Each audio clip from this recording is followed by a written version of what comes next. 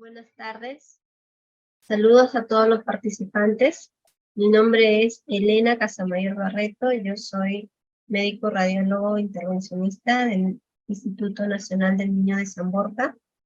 En esta tarde traigo el tema de fundamentos del ultrasonido y aplicaciones en el acceso vascular central. Vamos a empezar.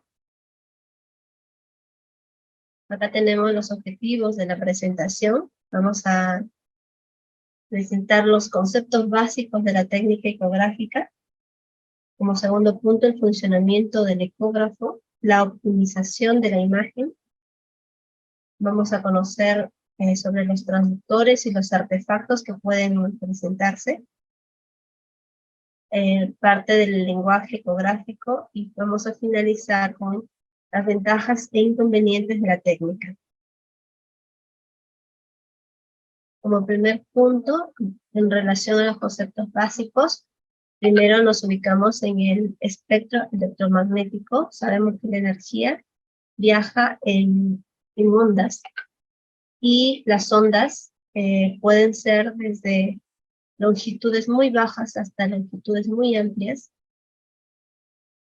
Por eso que existen la energía ionizante como no ionizante, que puede hacer daño al humano como no. Entonces, el ultrasonido se ubica dentro de las ondas que viajan con una frecuencia de 20.000 MHz hasta, que viajan desde 20 MHz a 10 GHz. Entonces, mucho más, tiene mucha más amplitud que las ondas del rango audible, que van entre 15 a 20 MHz. Entonces, son ondas que nosotros ya no los escuchamos, pero están viajando hacia en el espacio para formar ciertas imágenes, como lo vamos a ver a continuación. Acá vamos a describir qué es el eco. El eco se refiere a las ondas sonoras que se reflejan, rebotan tras chocar contra una superficie o una barrera capaz de reflejarlos. La impedancia acústica es lo que les da la resistencia. La impedancia acústica es la que se refiere a la resistencia que un medio, un tejido o un órgano opone al paso de los ultrasonidos. La impedancia acústica es el producto de la densidad del medio por la velocidad a la que el ultrasonido lo atraviesa. Existen distintos valores de la densidad y la velocidad de propagación del sonido en los tejidos. Vemos acá una variedad de valores, desde la grasa hasta el agua y el aire. Cómo es que estas ondas atraviesan diferentes tejidos en el cuerpo, ¿no? Con diferente velocidad y en relación a la densidad que ellos presentan.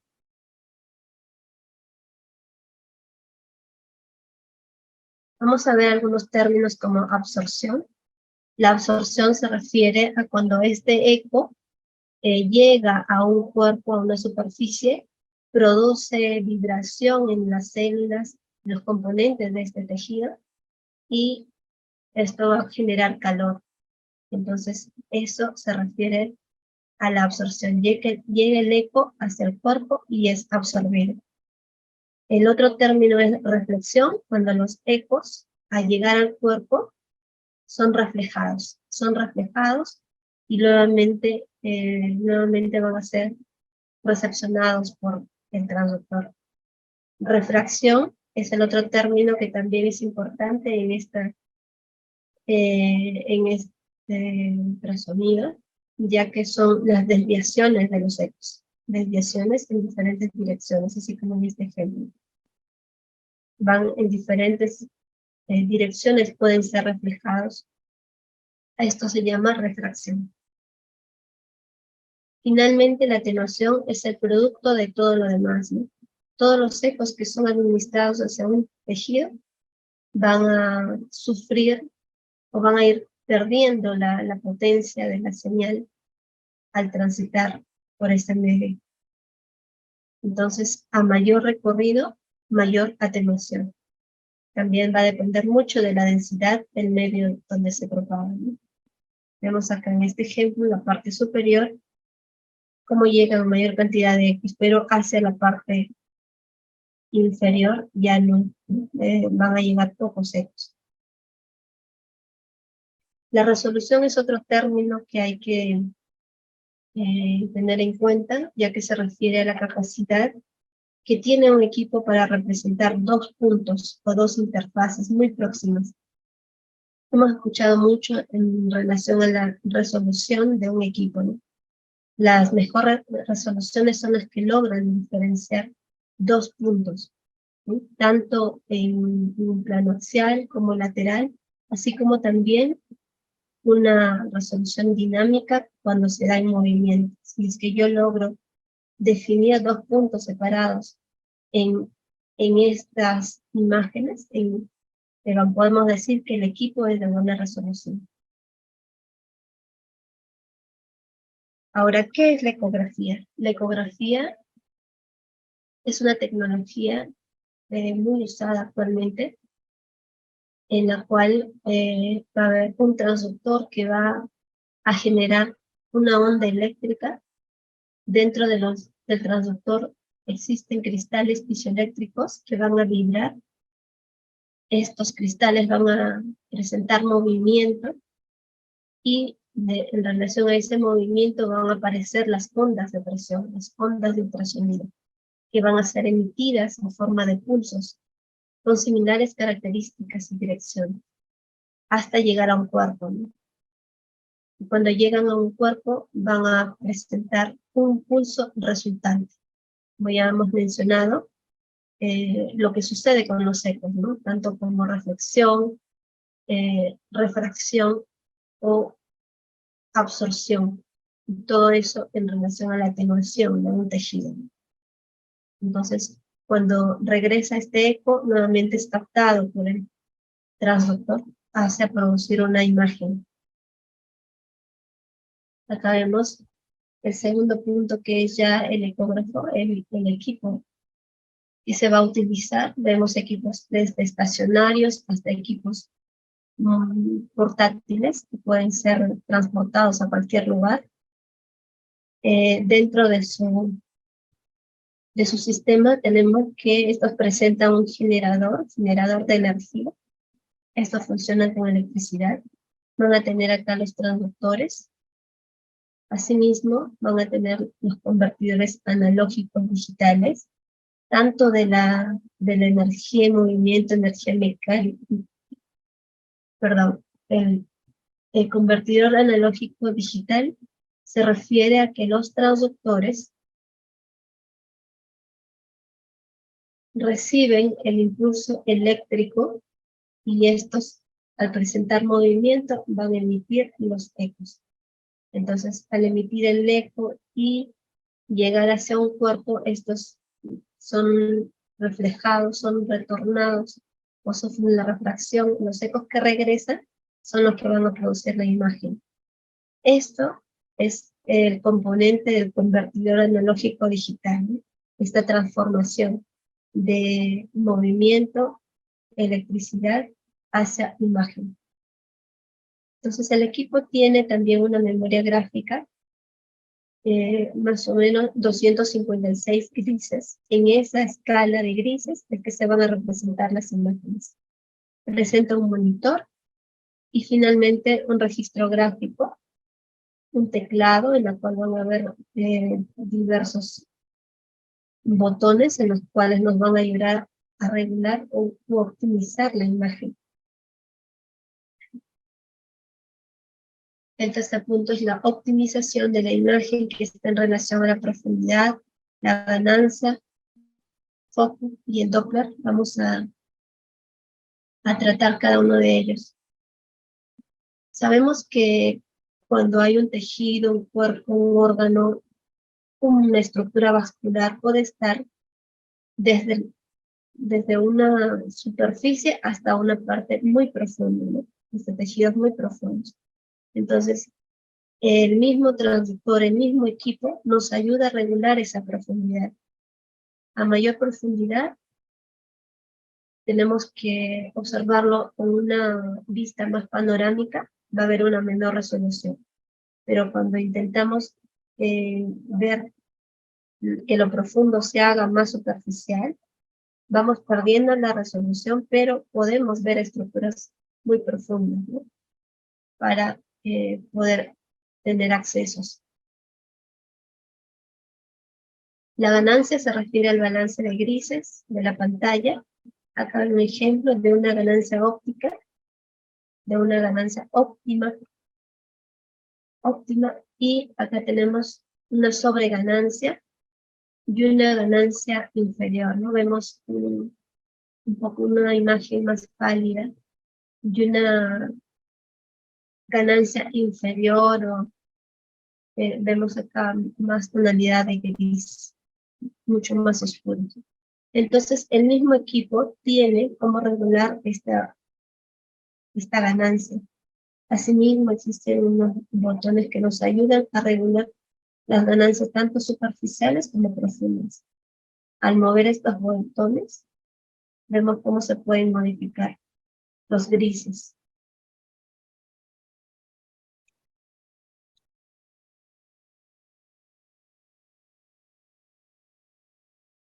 En la optimización de la imagen también se debe considerar el foco. El foco se refiere al enfoque que ajusta el nivel de la estructura estudiada. Por ejemplo, yo quiero estudiar esta estructura y veo que este foco está más inferior, ¿no? Veo que no lo veo de forma nítida. Este borde al menos se pierde. En cambio, acá sí, yo pongo el foco al nivel de la estructura que quiero estudiar. Y en este momento logro visualizar mucho, de forma más nítida, la estructura que yo quiero evaluar. Y en esta última, el foco está mucho más superficial y vemos también que empieza a perderse la nitidez de la estructura estudiada. Entonces, dentro del mismo equipo de la botonería, yo puedo regular ese foco. El Doppler se refiere a la aplicación, ya actualmente todos los equipos tienen la opción de Doppler, y esta aplicación me va a ayudar a poder distinguir el flujo de las estructuras vasculares que se acercan al transductor. Vamos a ver que las ondas emitidas por el transductor pueden ser reflejadas. Cuando las estructuras vasculares se acercan al transductor, muchas más ondas van a ser reflejadas, pero cuando se alejan, menor cantidad de ondas van a ser reflejadas. Es por eso que este Doppler me va a traducir a una imagen de color rojo o azul. Rojo cuando el flujo se acerca al transductor y azul cuando el flujo se aleja del transductor. Acá vemos la diferencia de 2D, acá no está aplicado el Doppler, 2D. Vemos acá la estructura vascular, una arteria, y acá una vena, y acá cuando yo le pongo el Doppler, ¿no? La arteria es esta estructura vascular roja, significa que él está acercándose al transductor. Podría ser una arteria o podría ser una vena, ¿sí? El color simplemente me traduce en que el flujo se está acercando al transductor. Y esta es otra aplicación, el Doppler espectral. Es cuando yo utilizo el Doppler, puedo pintar el flujo, que puede ser una arteria o una vena, pero a la vez yo le doy la aplicación para que me dé la onda de esa estructura vascular. Yo puedo distinguir una arteria de una vena, tanto por la pulsatilidad que se puede evidenciar, como el registro que da, la velocidad, la presión diastólica, sistólica y diastólica, así como el tipo de onda. En este caso es trifásica por ser una arteria, y en este caso es monofásica o una onda plana por ser una vena. El cuarto punto es en relación a los transductores y artefactos. Ya vine mencionando acerca de los transductores. Actualmente existe una variedad de tipos de transductores que pueden ir desde una muy baja frecuencia hasta una muy alta frecuencia. Los de alta frecuencia son estos, los planos, que me ayudan a evaluar estructuras superficiales. Y los de baja frecuencia son estos, los convexos, que me ayudan a evaluar estructuras más profundas. ¿Sí? Sabemos que las estructuras vasculares pueden estar a nivel superficial como a nivel profundo. Acá también influye mucho en trabajar, ¿no? Sabiendo que la anatomía es variada en un niño de un paciente adulto obeso, por ejemplo, ¿no? Entonces, la elección del transductor va a ser en relación al tipo de paciente y a la estructura que yo quisiera evaluar, ¿no? ¿Qué tipo de vaso yo quiero acceder o quiero evaluar? Esta es la representación de un transductor. Los transductores tienen entre 65 y 512 cristales piezoeléctricos. Cada uno va a vibrar y al vibrar va a emitir un haz de sonido.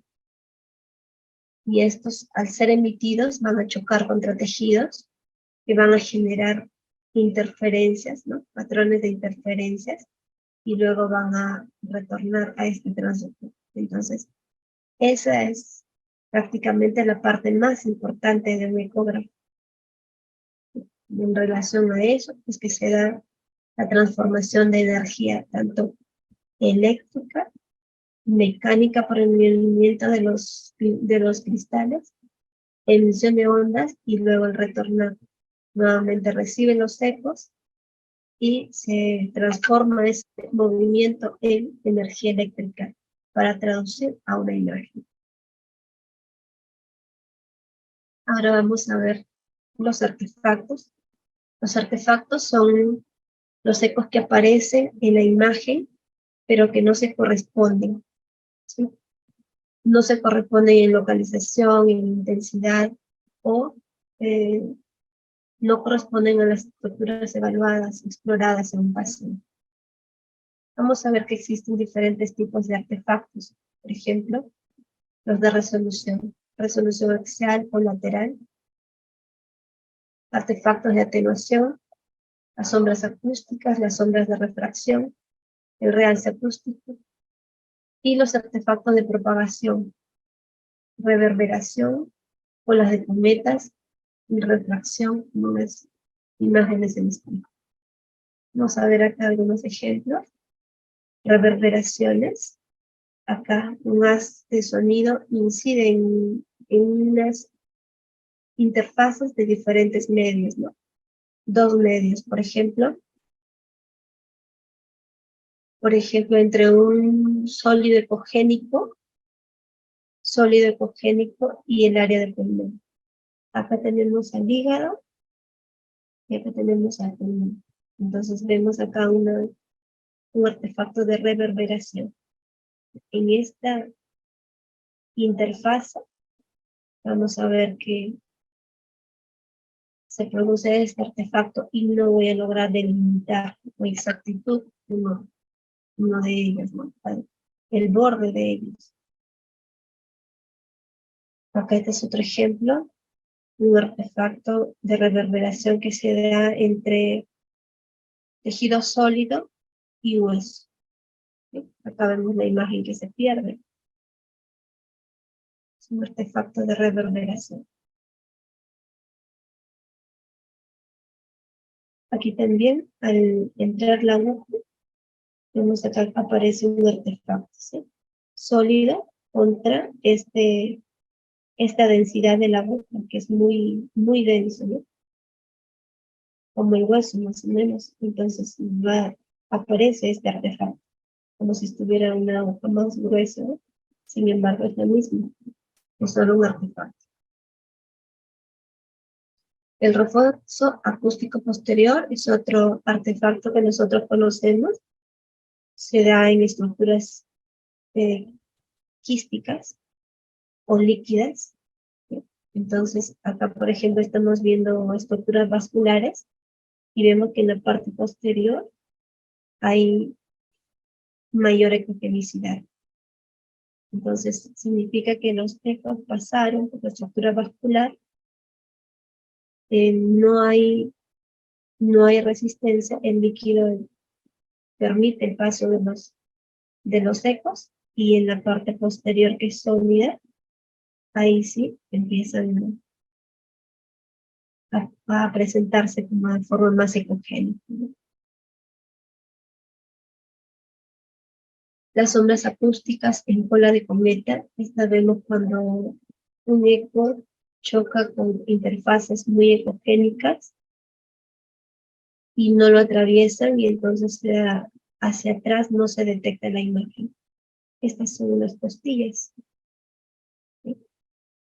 La parte superior llega el eco allí, pero la parte posterior ya no se ve, no se logra distinguir. Este es un artefacto en cola de cometa. Y acá vemos también cuando llega el eco a esta parte ecogénica, que es la pleura, y luego aparece el artefacto en cola de cometa por la presentación de imágenes lineales, ¿no? Ecos lineales. Entonces es el artefacto en cola de cometa. Una imagen en espejo se da cuando hay una estructura, una interfase muy ecogénica delante de otra imagen curva. Acá, una imagen ecogénica delante de una imagen curva. Y eso va a producir como si fuera un espejo. Acá, esta estructura vascular se logra ver como si fuera doble, pero sin embargo no es real. Acá similar, ¿no?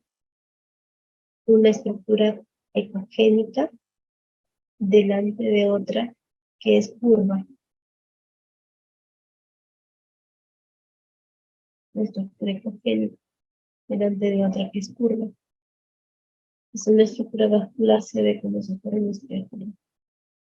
Pero no es real. Este es el último artefacto que quiero mostrarles, es la anisotropía. Se refiere a una imagen que puede variar en su ecogenicidad con la angulación que yo le doy. Vemos acá una estructura nerviosa, un nervio, que si yo lo presento con el transductor, ¿no? Directamente, recto, por así decirlo, en ángulo de 90 grados en relación a la piel, se ve de esa manera, ecogénico. Pero si yo inclino el transductor, como ya hemos visto que los ecos pueden reflejarse o pueden presentar refracción o absorción del tejido, vemos que al realizar nada más esa inclinación, ya el nervio ya no se ve tan hipogénico, sino se ve hipoecogénico. Entonces hay algunos artefactos que se dan también por el cambio de la angulación del mismo transductor. Esto se llama anisotropía. Entonces hay que tener en cuenta los tipos de movimientos que hacemos con el transductor. Derecha, izquierda, en rotación o inclinados. Entonces nosotros, al conocer teóricamente los artefactos y en la práctica ya, nosotros podemos distinguir para no llegar a pensar que hay imágenes que no son reales. En relación a la orientación del transductor, vamos a ver que todos los transductores van a tener una muestra a la derecha o hacia la cabecera. Si yo coloco el transductor en plano longitudinal, esto va a ser el lado derecho. Entonces, esto representa lo que estoy viendo. Pero si yo lo pongo en longitudinal, esto va a ser lo cefálico, la parte de arriba. ¿Sí? Si es que yo lo giro. Entonces, eso hay que tener en cuenta para que nosotros podamos interpretar las imágenes. En relación al abordaje en las estructuras vasculares, si la estructura vascular atraviesa de esta manera y yo pongo el transductor en plano longitudinal, pues vamos a hablarlo así, ¿no? Y si yo estoy introduciendo una aguja, voy a ir viendo la aguja. Y cuando yo hago un abordaje en transversal o en eje corto, también voy a ver el vaso y voy a ver la aguja cómo va apareciendo.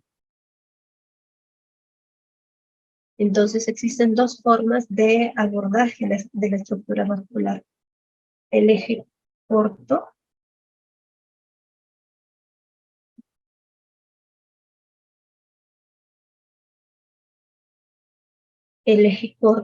en la cual podemos ver las estructuras arteriales, nervios, o pleura, etcétera, ¿no? Lo que vemos acá en el eje corto, los puntos claves que nos ayudan a distinguir si estamos correctamente haciendo un abordaje es que visualicemos los puntos grises o blancos que son que es en relación a la boca, ¿no?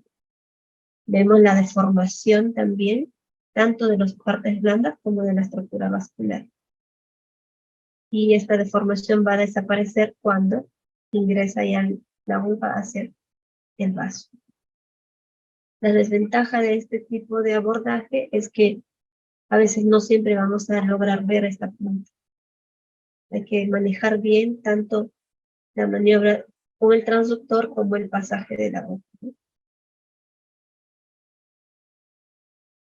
Y este es en el eje largo. En el eje largo yo voy visualizando todo el recorrido de la boca, incluyendo la punta. Es difícil acomodar el transductor por la presencia de huesos. Eso depende de qué estructura estamos evaluando, ¿no?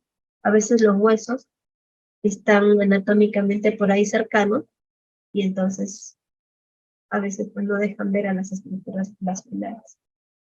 La desventaja es que si es que no seguimos el eje de la aguja y del vaso, no las acomodamos al mismo nivel, podemos perder las estructuras adyacentes. Puede haber una arteria, puede haber una pleura, un intestino, y al perder la dirección, los niveles, podemos estar haciendo alguna lesión en una estructura inadvertida, ¿no? Que nosotros no deseamos. En relación al lenguaje ecográfico, ya es el quinto punto. Vamos a ver el término de anecoico o anecogénico, que es cuando el haz de ultrasonido atraviesa un medio sin interfaces. Acá vemos cómo se ve oscuros, no hay ecos, ¿sí? Al llegar los ecos, es así como se va a ver la imagen. Nosotros lo conocemos como anecoico o anecogénico.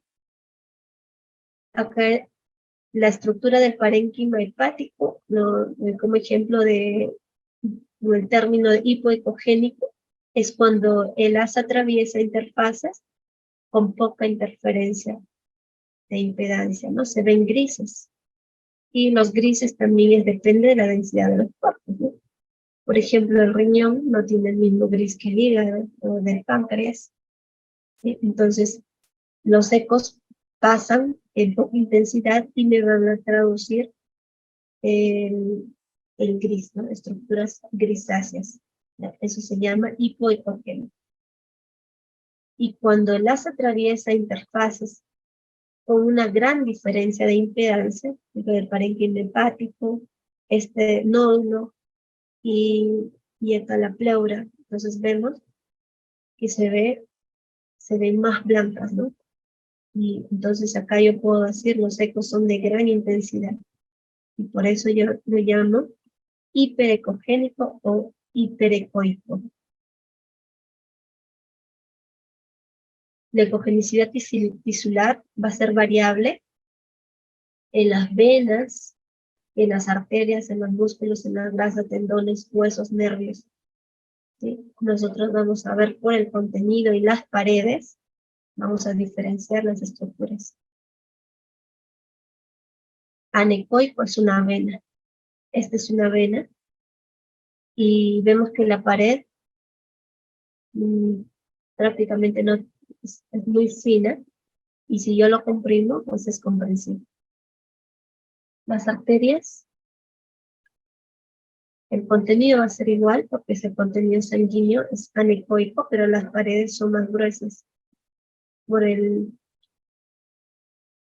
plano muscular que tiene, ¿no? La media, que es muscular. Entonces la vemos más ecogénicas. Los músculos también van a tener una ecogenicidad heterogénea.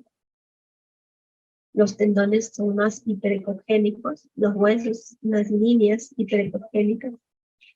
Los nervios van a ser variables, pueden ser hiper o hipoecogénicos.